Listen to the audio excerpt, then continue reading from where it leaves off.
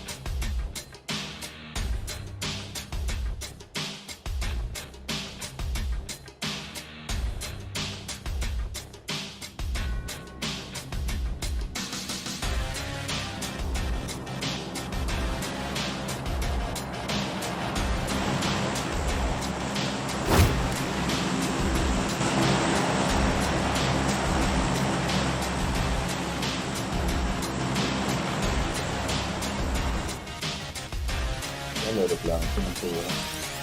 Μπορεί να κουβαλάει κόσμο. Αυτό νομίζω κουβαλάει κόσμο. Αυτό που έρχεται από αριστερά μας.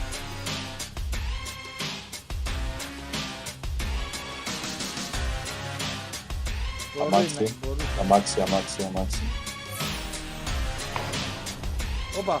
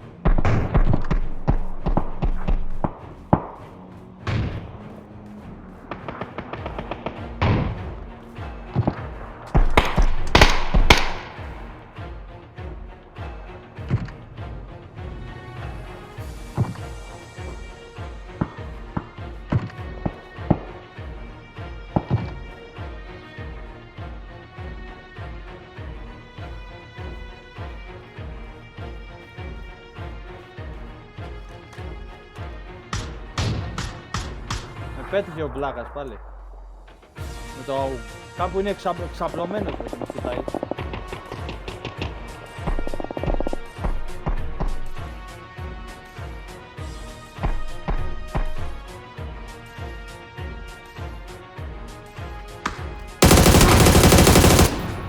Μπράβο.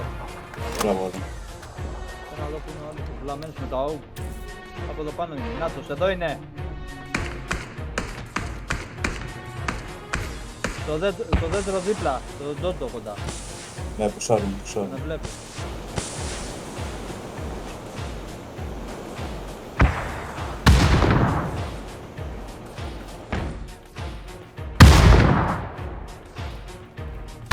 Μου και από αριστερά, ντόντο.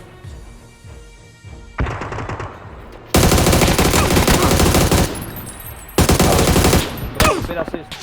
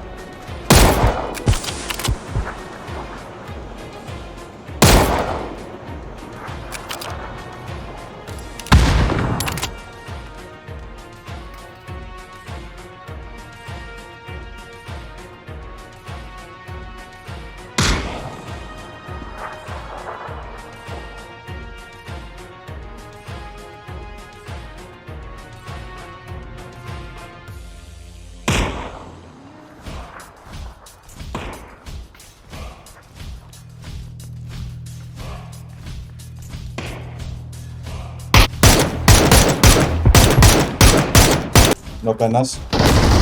Ήταν στο μάτι μου. Θα μπαίνει. Θα πρέπει να μπει. Το δέντρο, το νου σας. Το νου σας. Μπαμπού καταχώρησε. Ναι ρε, chicken dinner boys. Μπράβο, μπράβο. Go!